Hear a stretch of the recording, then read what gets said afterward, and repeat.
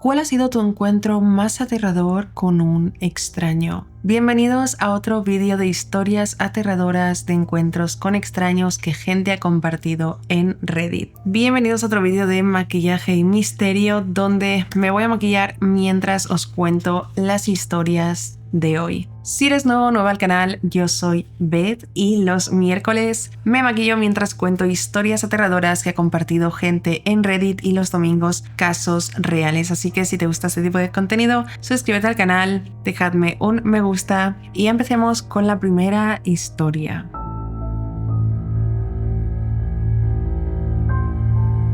La primera historia de hoy se titula No sabía lo que tenía planeado para nosotros. La protagonista, Sandy, despertó una mañana de septiembre creyendo que sería como cualquier otra. Se vistió y se preparó para ir a su trabajo, sin pensar ni por un segundo que al bajarse de su parada de autobús vería una escena imposible de creer. Frente al edificio de oficinas donde trabajaba, estaba uno de sus compañeros, Simón, poniendo resistencia y gritando frenéticamente mientras era arrastrado por agentes federales. Ella trabajó con Simón poco más de 3 años y colaboraron muy estrechamente en varios proyectos durante los últimos años. Sandy no podía decir que eran buenos amigos, pero sus escritorios estaban juntos y además fueron a almorzar juntos en más de una ocasión. Por lo general era un hombre educado y muy amable. Las conversaciones que habían tenido fueron agradables y tenían un tono profesional. Por eso fue tan sorpresivo para Sandy llegar ese día y verlo tan desaliñado, siendo arrestado a la fuerza. Aunque la escena era aterradora, Sandy se acercó y se presentó con uno de los detectives que estaba ahí, explicándole quién era ella y de dónde conocía a Simón. Con el tono más tranquilo que pudo, le preguntó al detective qué estaba pasando. Ellos, los detectives, se miraron las caras, sorprendidos, antes de explicarle por qué lo estaban arrestando. Sin entrar en demasiados detalles, le dijeron que Simón era sospechoso de colaborar con grupos terroristas y de otros crímenes. Durante las siguientes 3 horas, Sandy y sus compañeros vieron desde lejos cómo los agentes del FBI desmantelaban su puesto de trabajo, revisaban sus pertenencias y le hacían fotos a las pruebas y revisaban casi todos sus archivos de su ordenador. A Sandy le llevaron a una habitación aparte para que respondiera algunas preguntas sobre el carácter de Simón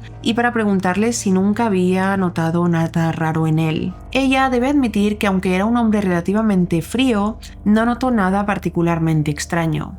A veces Simón tenía una mirada un poco pesada y lo atrapaba mirándola fijamente, pero no era algo habitual. Por otro lado, el marido de Sandy, Derek, no confiaba del todo en Simón. Lo conoció en la fiesta de Navidad de la empresa 2 años atrás y le transmitió una vibra muy extraña. A partir de ese día y durante 2 años, Derek en más de una ocasión le dijo a Sandy que sentía que había algo raro en Simón y en su forma de ser, pero no conseguía explicar qué era exactamente. El detective del FBI, que le hacía todas estas preguntas, después de un rato charlando, le dijo que habían registrado la casa de Simón unas horas antes, en busca de evidencias, y parecía que encontraron más de lo que esperaban, sin relación con lo que estaban investigando. De nuevo le preguntaron a Sandy su nombre y el de su marido, como si quisieran estar totalmente seguros de que era ella y no otra persona. Después de responder, le pidieron a Sandy que llamara a su marido y lo puso en altavoz. El detective les contó que, mientras buscaban evidencias de que Simón tenía nexos con grupos radicales, encontraron un diario que había estado escribiendo durante 2 años y medio. En este diario dejó por escrito que quería estar con Sandy a cualquier costo, pero que el problema era que estaba casada. Aún no habían leído todo el contenido del diario, pero por precaución serían llevados esa noche a una casa de seguridad, en caso de que alguno de los cómplices de Simón quisiera hacerles daño. Pasaron 2 noches en un apartamento pequeño, al cuidado de 2 oficiales de policía, hasta que los agentes del FBI consideraron que Derek y Sandy ya no corrían peligro. Por lo que ella supo, consiguieron atrapar a los miembros de la red de Simón. Con el paso de las semanas se supo más acerca del caso, y el detective que los protegió les dio más detalles de lo que había en ese diario. A lo largo de 500 páginas, Simón se dedicaba a endiosar a Sandy de forma obsesiva, maldecir a Derek y en cierto punto comenzó a describir un detallado plan para obtener el amor de Sandy. En este escribió cómo pretendía incriminar a Derek de ser infiel para que Sandy terminara con él. Y en caso de que esto fallara, el plan tenía varias ramificaciones, llegando al extremo de asesinar a Derek, raptar a Sandy y asesinarla en caso de que su amor no fuera correspondido. Por un segundo se pensó que estas solo eran fantasías de un loco, hasta que vieron que él tenía como fecha límite para llevar a cabo su plan el 15 de noviembre de ese año. Solo faltaban 2 meses. Sandy recuerda que esta noticia la golpeó como un tren, ya que ella jamás sospechó de su compañero. Y sin embargo, ese sujeto tenía planeado destruir su vida en tan solo 60 días. Por suerte, a Simón lo acusaron de conspiración para cometer actos de terrorismo, conspiración para cometer asesinato y otra serie de crímenes que lo llevaron todo a que la condena fuera una sentencia de por vida en una cárcel federal. Sandy y su marido siguieron adelante, pero todavía les quita el sueño saber que ese sujeto tenía planificado poner fin a sus vidas. En cuanto a Derek, él no sabe qué fue exactamente lo que le hizo desconfiar tanto de Simón, ya que Simón fingía ser un hombre normal, amable, educado, pero supone que cuando algo está mal en una persona, hay un instinto dentro de nosotros que simplemente sabe que es mejor mantenerse lejos. Esta historia me ha recordado mucho al caso de Min Sensu, que lo subí al canal hará ya un año, y si bien no trata sobre 2 compañeros de trabajo, sino que trata sobre una profesora que tenía un alumno que se obsesionó con ella de una manera enfermiza, pues me recuerda ese caso porque este hombre también tenía un diario donde ponía todo lo planificado y escribía como una especie de ficción con su profesora, y es una completa locura. Pero mientras contaba esta historia me estaba acordando todo el rato de ese caso y es aterrador.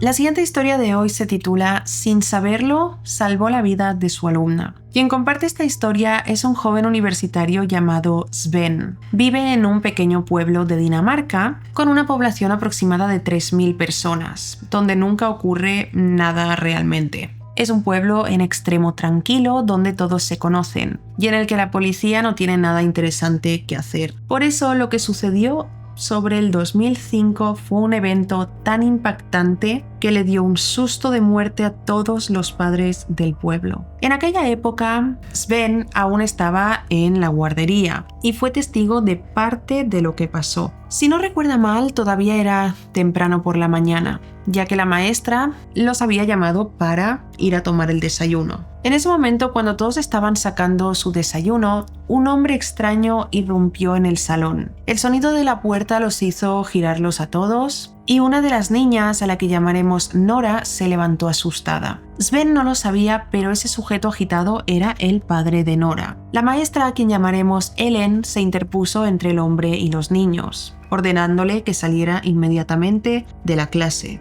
Sin embargo, ese sujeto gritaba que no se iría sin su hija, exigiendo que quería verla y sacarla de la guardería. Ellen debió ver en sus ojos que algo no estaba bien y se mantuvo firme. Dicho en sus palabras, aunque fuera solo una mujer de 25 años de 1,60 m, frente a un sujeto que fácilmente medía 2 metros y que estaba claramente alterado. El padre de Nora insistió, pero Ellen le decía que no. Y tras una conversación muy incómoda de la que Sven no recuerda los detalles, el padre finalmente se rindió y se fue caminando hacia su coche sin mirar atrás y condujo a casa. Todos los niños pudieron ver esto desde la ventana de la guardería. Ellen se preocupó mucho y con buenas razones, por lo que decidió llamar a la policía local para que registraran la casa de la familia de Nora. Sven no recuerda más de ese día, pero por lo que le contaron sus padres, al día siguiente salió en las noticias que el padre de Nora había asesinado a su mujer con una pistola y después se había quitado la vida él mismo. Nora era la única superviviente de la familia, aunque por el comportamiento de su padre un par de horas antes, era de suponerse que planeaba acabar con la vida de ella también. En ese momento, el mejor amigo de Sven vivía al lado de la familia de Nora y no habían ido a la guardería ese día porque el niño tenía cita con el odontólogo. Por desgracia, lo escuchó todo, cómo discutían y de repente la madre de Nora gritaba desesperada antes de que escucharan 3 detonaciones. Luego un hombre adulto llorando, presumiblemente el padre de Nora, unos segundos de silencio y luego una detonación más. A Sven le da escalofríos pensar en esta situación tan horrible incluso siendo ahora adulto. Su amigo, que era el vecino de Nora, tuvo que ir a psicólogos durante varios años para superar el trauma de escuchar un evento tan horrible. Y Nora se mudó a casa de su tía materna. No sabe qué fue de ella, pero le entristece profundamente que por una tragedia así se quedara huérfana a una edad tan temprana. Aunque viéndolo visto, probablemente la profesora Ellen fue la única razón por la que Nora sigue viva a día de hoy,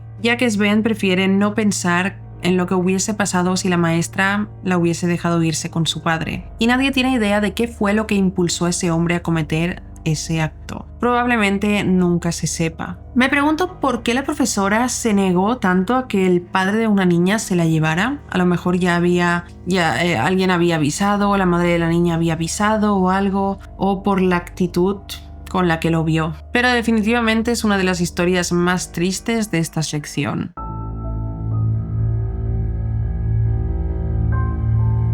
La tercera historia de hoy se titula Mi amigo arruinó sus planes. Esta historia es reciente y le pasó a una joven a la que llamaremos Tiffany. Para contextualizar, ella tiene 22 años y su hobby es jugar a videojuegos. Aunque no se limita solo a jugarlos, sino que también colecciona consolas antiguas y no tan antiguas. Actualmente está estudiando en la universidad y vive sola en un apartamento pequeño en las afueras del campus. Sucede en esta historia que una noche, a mediados de 2025, estaba pasando su tarde de sábado buscando consolas en Marketplace, cuando vio un post de un sujeto al que llamaremos Connor. Connor estaba vendiendo su PlayStation 2 en su versión original, que fue lanzada en el año 2000, en perfectas condiciones y acompañada con algunos juegos originales, a tan solo $20. Tiffany tuvo que revisar el post 2 veces más pensando que cobraba $200. Pero cuando se aseguró de que solo pedía 20, no dudó en escribirle por Facebook a Connor. Estaba emocionada porque era la única versión de PlayStation 2 que le faltaba en su colección. Tiffany en retrospectiva se achaca que debió darse cuenta de que algo iba mal. Y no solo porque prácticamente estuviera regalando una consola, sino porque las fotos de dicha consola eran como demasiado profesionales. Como si fueran de stock y no las fotos reales de alguien que le ha hecho unas fotos a la consola en su casa y la está vendiendo por Marketplace. Pero la emoción la cegó y por un segundo estuvo dispuesta a hacer lo que fuera para adquirir esa PlayStation 2. En fin, le escribió a Connor y él de inmediato le dijo que estaba en el trabajo, pero que apenas llegara a casa, ella podría pasar a buscar la PlayStation y le dio su dirección. A partir de aquí, no importó cuántas veces Tiffany insistiera en que se encontraran en un parque cercano, que Connor se mantuvo firme. Le dijo que llegaría demasiado cansado del trabajo y que no quería volver a salir. Así que o Tiffany iba a buscar la PlayStation a la puerta de su casa o no había trato. Pasaron unas horas y a eso de las 6 de la tarde Tiffany se fue caminando hasta un parque cercano del campus para relajarse con uno de sus mejores amigos llamado Henry. Y aunque él compartía el gusto de los videojuegos y las consolas con Tiffany, no estaba tan contento como ella. De inmediato le saltaron las alarmas y le dijo a Tiffany que la acompañaría a buscar la PlayStation 2 porque definitivamente no estaría tranquilo dejándola ir sola hasta la puerta de la casa de un completo desconocido que vendía esa PlayStation por $20. Hasta ese momento Tiffany no había reparado en lo peligroso que era todo. Dicho con sus palabras, ya que era una mujer bajita, si alguien quería cogerla o cualquier cosa, hubiese podido hacerlo sin mucho esfuerzo. Ella aceptó que Henry la acompañara y media hora después comenzaron a caminar hacia la casa de este supuesto Connor. Estaba a unas 3 calles de donde estaban ellos. Justo cuando se estaban acercando a un barrio residencial, Connor le escribió a Tiffany para confirmarle de que ya había llegado a casa. Aquí Tiffany deja claro que ella no es una persona superficial y que normalmente no se deja llevar por el aspecto de las personas ni por el aspecto de los lugares. Pero que apenas cruzaron la esquina donde supuestamente estaba la casa de Connor, ella sintió un escalofrío por toda la espalda y le agradeció a Henry que la estuviera acompañando. El barrio estaba completamente abandonado, con casas descuidadas, hierba alta y postes de luz que no iluminaban casi nada a esa hora de la tarde, ya que el sol estaba empezando a ponerse. De todos modos, siguieron caminando hasta dar con la dirección. Y en ese momento Tiffany llamó a Connor, confirmándole que ya había llegado con el dinero. Connor le dijo que se acercara a la puerta y que saldría en un momento, pero Henry la detuvo y le dijo que esperaran en la acera. De un momento a otro se abrió la puerta de golpe y un hombre demasiado grande salió al porche de la casa sin ningún paquete, sin ninguna bolsa y con una cara de sorpresa combinada con rabia que Tiffany nunca podrá olvidar. Henry se interpuso entre ese sujeto llamado Connor y su amiga Tiffany. Ella le preguntó si era Connor y él, sin saber qué decir, simplemente azotó la puerta y se encerró en casa. Ya no contestó llamadas y la bloqueó tanto en Facebook como en WhatsApp. Fue en ese momento que Tiffany cayó y se dio cuenta de lo que estuvo a punto de pasar y se fueron de ahí corriendo. Era evidente que Connor esperaba que ella apareciera sin compañía y cuando vio a Henry simplemente abandonó sus planes. Media hora después, el post donde se ofrecía la PlayStation 2 original fue completamente eliminado y el perfil de Connor también fue eliminado, por lo que Tiffany supone que ni siquiera era ese su nombre real. Este evento dejó un impacto muy fuerte en Tiffany, que desde ese día ha tenido mucho cuidado de no ir sola a ningún intercambio ni compra que haga por internet. Duda mucho que Connor, ese supuesto Connor, tuviese de verdad una PlayStation 2 a la venta, y solo puede terminar esta historia diciendo al vendedor falso de Marketplace: por favor, no nos encontremos nunca más. Qué miedo de historia. Creo que tendríamos que hacer un vídeo solo de historias de, en plan, yendo a buscar cosas que has comprado online, porque creo que hay muchas historias así. Realmente no solo de, o sea, tan oscuras de que te vayan a secuestrar o algo, sino también de estafas. Yo, por ejemplo, fui testigo más o menos de una vez que pasó algo así. Fue hace muchos años, ni siquiera había Wallapop y todo eso. Yo era un adolescente y estábamos en el tren yendo a una discoteca y unas amigas iban en un vagón, yo iba en otro vagón con otras, y una de estas amigas había quedado con otra chica que también iba normalmente a esa discoteca para venderle unos zapatos. Total, que esta chica que fue a buscar los zapatos en el tren le dijo a la otra: ¿dónde estás? Tal. Esta le dijo: estoy en tal vagón, vale, voy, tal. Y la chica que iba a buscar, a comprar los zapatos, le tiró spray de pimienta a la chica que yo conocía y le robó los zapatos y salieron corriendo. Y cuando bajamos del tren nos lo contaron, que le habían tirado spray de pimienta y que había sido terrible. No sé qué más pasó con esa historia, pero me acuerdo de ello porque fue fuerte. Y esta historia también me ha dado muchísimas ganas de jugar a la PlayStation, porque sobre 2019, 2020, 2018 yo estaba viciadísima. Siempre he estado muy viciada al GTA, al Grand Theft Auto, y jugaba online, pero un día mi Play dejó de funcionar y ya no me compré otra, pero esta historia me ha dado muchísimas ganas de jugar. Pero desde luego no compraré una PlayStation por Marketplace, ni voy a ir a buscar la casa de nadie.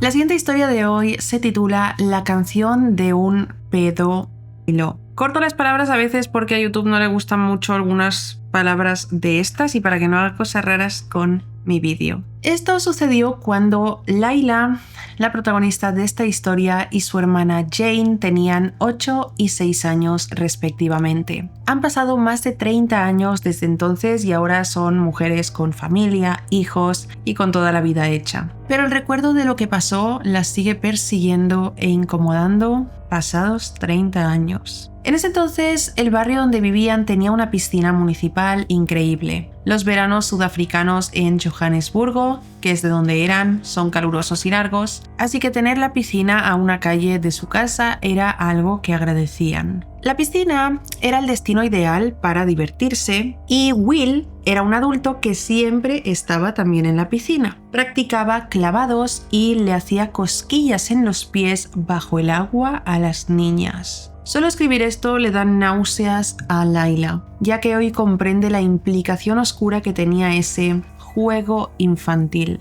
A día de hoy, de hecho, sigue teniendo problemas con los pies mojados. En concreto, Layla no puede ponerse crema en los pies, ya que el tacto en sus pies le da fuertes escalofríos e incluso pequeños ataques de ansiedad. Cada vez que Layla, Jane y los otros niños de la calle donde vivían se sentaban en el borde de la piscina con los pies colgando, Will nadaba junto a ellas y les hacía cosquillas en los pies. Layla no recuerda con exactitud los detalles, pero alguien gritó juguetonamente: «¡Oh no, Will!» y él lo repitió y cantó en tono juguetón: «¡Oh no, Will! ¡Otra vez no, Will!». Todos los niños se rieron, luego les volvió a hacer cosquillas en los pies y les hizo cantar su canción: «Oh no, Will, otra vez no, Will». La situación está dando bastante mal rollo ya. Pero bueno, aquello se convirtió en un juego. Comenzó a agarrarlas bajo el agua, cogiéndolas de la cintura con el pretexto de que jugaba a perseguirlas, y todos los niños cantaban: «Oh no, Will, otra vez no, Will». Esa canción nunca se le olvidará ni a Layla ni a Jane. Un día en la piscina, Will les contó a todos los niños que tenía una granja increíble a las afueras del pueblo y comenzó a presumir de todo lo que supuestamente había ahí. Después de un rato impresionándolas, les dijo que le gustaría llevarlas a ver sus animales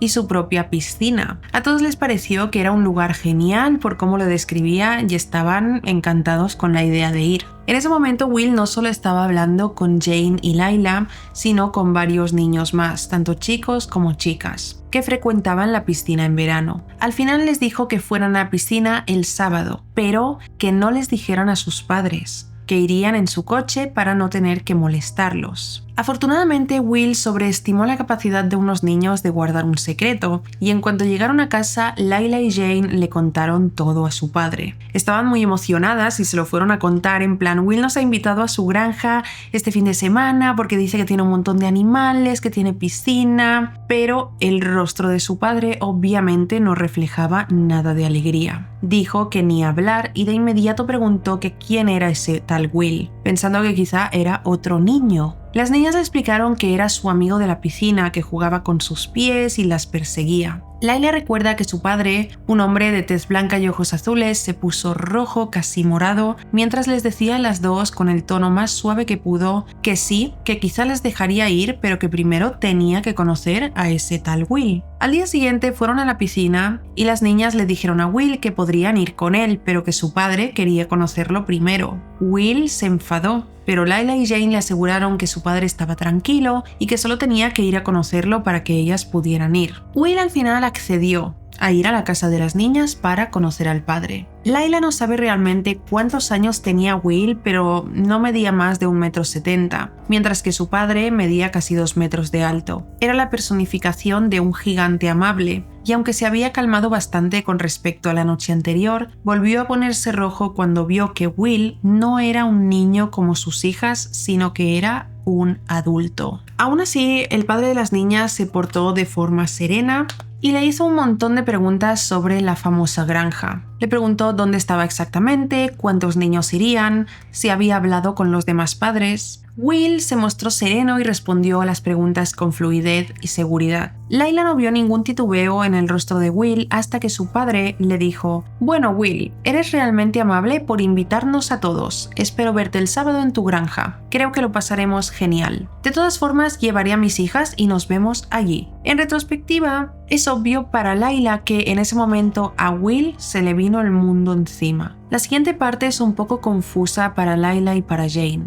no está segura de cómo terminaron conduciendo en caravana con otros 5 coches llenos de padres e hijos desde la piscina. Supone que su padre se puso en contacto con los demás padres del barrio y les extendió la invitación de Will. Para Layla y Jane fue muy emocionante, ya que recuerdan a su padre conduciendo y guiándose con un mapa para llegar a la mejor granja del mundo, que era la de Will. Condujeron aproximadamente 1 hora fuera del pueblo y finalmente llegaron. Pero la granja que tenían enfrente estaba muy lejos de ser el paraíso que describió Will. Era una casa de campo abandonada, sin animales, sin piscina, solo una casa destartalada, aislada y de aspecto aterrador en medio de la nada. Layla recuerda estar muy confundida y su primer pensamiento fue que su padre se había equivocado. Pero de inmediato todos los adultos se apiñaron frente a la casa y comenzaron a hablar enfadados. Layla y Jane no recuerdan muy bien de lo que hablaban, pero Jane le aseguró a su hermana que escuchó claramente cuando su padre decía: sabía que estaba mintiendo, era obvio. Y luego a una madre diciendo: ¿pensó que no nos daríamos cuenta? Los niños, que ninguno pasaba de los 8 años, cabe destacar, también estaban enfadados, aunque ellos seguían creyendo en Will e insistían en que sus padres se habían equivocado de lugar. Después de unos minutos todos se subieron a sus coches y Layla empezó a gritarle a su padre, recriminándole que se había perdido a propósito porque no le gustaba Will y no quería que se divirtieran con él. Cuando las niñas terminaron con su rabieta, su padre les contestó con voz muy tranquila y profunda unas palabras que Layla puede repetir de memoria incluso hoy, 37 años después. Will es un hombre malo y va a haceros daño a todos. Es el hombre malo del que vuestra madre siempre os advierte. No hay ninguna granja y me alegro mucho de que me hayáis contado lo que estaba pasando porque algo muy malo podría haberos pasado a vosotras y a vuestros amigos. Layla recuerda que su voz fuerte se quebró en esas últimas palabras y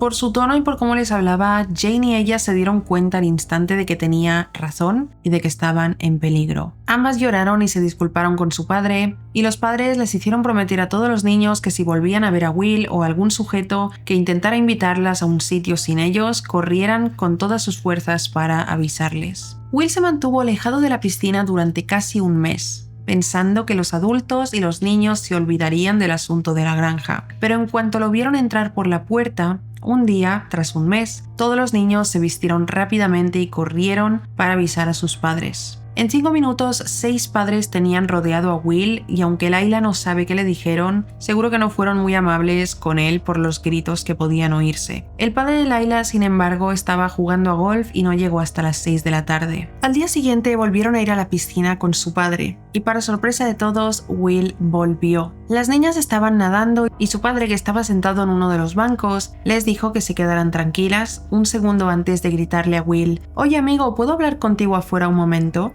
Will se encogió y no tuvo tiempo de huir antes de que el padre de las niñas le pusiera la mano en el hombro y lo guiara hacia afuera de la piscina. Layla solo puede imaginar lo que le hizo su padre a Will en los 10 minutos que tardó en volver, ya que su padre nunca se lo ha admitido. Pero cuando volvió tenía los nudillos rojos y a Will no se le volvió a ver por la piscina. Y así termina esta historia que es completamente escalofriante y recuerda lo importante que es que los hijos tengan confianza con sus padres en el sentido de que les cuenten todo y absolutamente todo. Porque imaginemos por un momento que estas dos niñas le hubiesen hecho caso a Will cuando les dijo que no le contaran nada a nadie, que quedaban ahí, que irían en su coche a la piscina y no le hubiesen contado nada a su padre. Probablemente esta historia o no la podríamos haber contado o estaría contada de una forma muy diferente. Es curioso que nadie llamara a la policía, pero estamos hablando de que eran los años 80 aproximadamente y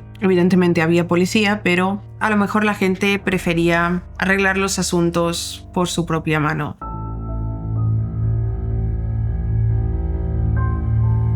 Y seguimos con la siguiente historia de hoy que se titula La cámara oculta. Estaba terminando el verano y Lindsay, la chica que comparte esta historia, iba a pasar el fin de semana en casa de un amigo llamado Ernie. Él para ese entonces vivía con sus padres y su hermana menor, por lo que Lindsay esperaba un ambiente familiar y agradable. Y al principio así fue. En general todo fue muy agradable durante las primeras horas. Lo extraño comenzó unas horas después. Mientras usaba el baño, Lindsay miró a la derecha y vio algo que llamó su atención. Un adaptador cuadrado de color negro enchufado en la pared, justo a un lado. Lo miró más de cerca y notó un agujero negro en el medio que parecía estar hecho de cristal. Se le subió el corazón a la garganta porque de inmediato pensó que esa cosa era la lente de una cámara. Sin embargo, no quiso pensar en lo peor. Se cubrió en cuanto pudo y revisó detenidamente ese objeto, no sabiendo exactamente si era una cámara en realidad o si solo era una pequeña luz LED que estaba apagada. Pero, sin embargo, sentía que algo no estaba bien con eso, y ella podía sentirlo. Además, si eso era una cámara, la persona que la había puesto ahí definitivamente la vería mirando de cerca su cámara oculta. Por eso, al momento de escribir este post en Reddit, estuvo un poco nerviosa ya que seguía en la casa,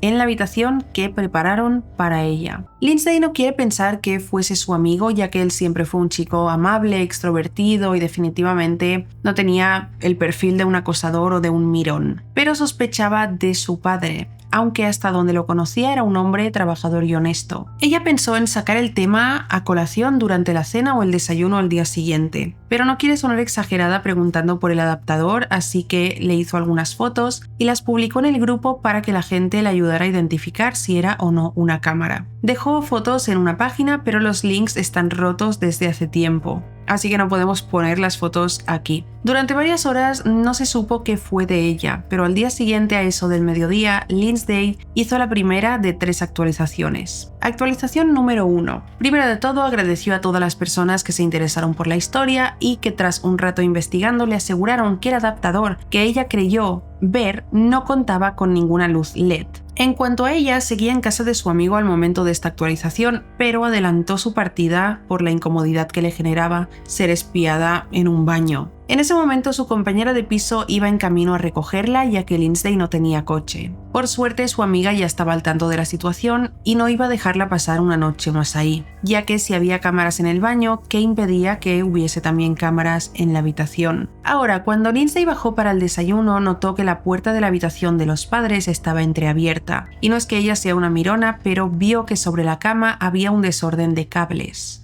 Ella no quería pensar de más ni precipitarse, ya que podía estar sugestionándose, pero le pareció extraño y empeoró los nervios que tenía. Durante el desayuno todos actuaban con normalidad, así que ella no se atrevió a mencionar nada sobre el tema. Lindsay también respondió a algunas preguntas que le hicieron en Reddit. En cuanto a la posición del adaptador, sí cubría prácticamente cualquier ángulo del baño, por lo que si era una cámara, esta grabaría a la gente duchándose, sentada en la taza o quitándose la ropa. En cuanto al modelo del adaptador, ella no lo manipuló por miedo a que la persona que lo había puesto ahí se diera cuenta e intentara hacerle algo para que no lo delatara. En esta actualización, Lindsay también dio un poco de información sobre la familia. Ernie y ella se conocen desde la secundaria y él es completamente gay. Por eso duda que tenga algún interés en poner una cámara oculta en una casa llena de mujeres. Por eso se inclinó de inmediato a pensar que su padre podía ser el responsable de esa cámara oculta, aunque también debe admitir que se siente un poco paranoica y teme que esté exagerándolo todo.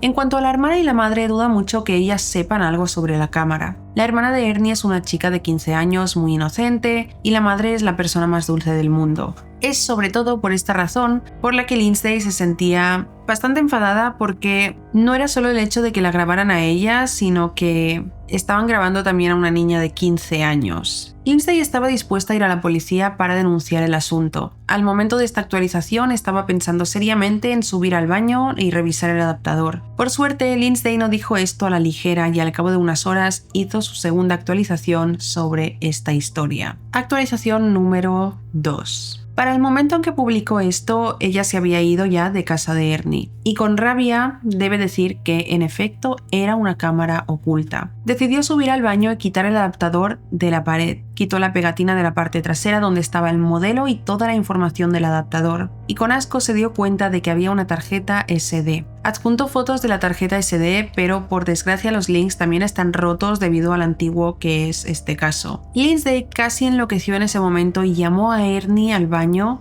para enseñarle lo que había descubierto. El pánico en el rostro de Ernie y la confusión en su mirada le permitieron saber a Lindsay que él no tenía ni idea de qué hacía eso ahí. Eso o Ernie era merecedor de un Oscar por su actuación. 5 minutos después, todos en la casa estaban en el baño histéricos revisando ese artefacto. El padre de Ernie estaba en el trabajo, pero Ernie juró confrontar a su padre y lo llevarían a la policía. La última actualización se dio varios días después. Actualización número 3. Lindsay prefirió guardar silencio hasta que todo se esclareciera, pero durante los siguientes días pasaron muchas cosas. En efecto, el artefacto era una cámara de vídeo, pero todo era mucho más complejo de lo que parecía en un primer momento. Para empezar, dentro de la tarjeta SD había horas y horas de grabaciones de la familia en el baño. No hace falta describir exactamente qué se podía ver, ya que es bastante evidente. Después de debatirlo bastante, Ernie y su madre decidieron confrontar a su padre directamente. Su madre, por su parte, se puso en contacto con una amiga que es abogada para pedirle consejo acerca de todo esto. Ella le recomendó que llamaran a las autoridades de inmediato, ya que aquello no era solo acoso, sino que había una menor involucrada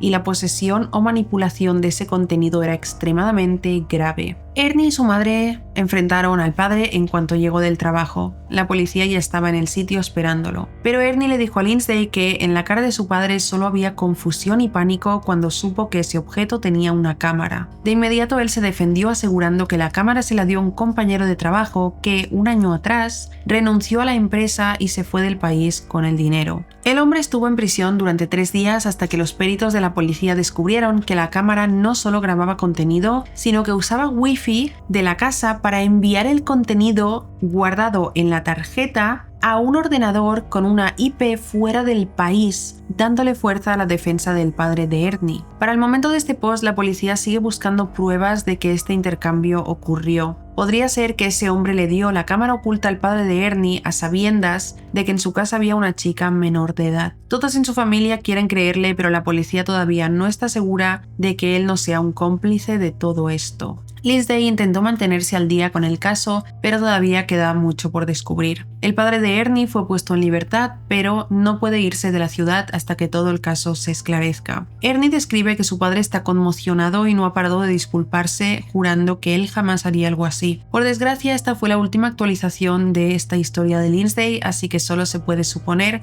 qué fue lo que pasó. Me falta un dato clave en la historia para creerme si el padre de Ernie es inocente, y es el dato de por qué, o sea, qué le dijo el compañero de trabajo que era eso y por qué debía ponerlo en el baño, ¿sabéis? No se menciona en la historia y creo que sería un punto clave para saber si el padre de Ernie podría haber caído en esa mentira o si puede ser cómplice. Y hasta aquí las historias del vídeo de hoy. Dejadme en comentarios qué opináis. Si habéis vivido algo parecido, podéis compartirlo en comentarios o enviármelo a este correo para que lea la historia en un vídeo de historias de encuentros aterradores con extraños de mis suscriptores. Y sin nada más que decir, suscríbete al canal si no lo has hecho, deja un me gusta y nos vemos en el próximo vídeo. ¡Chao!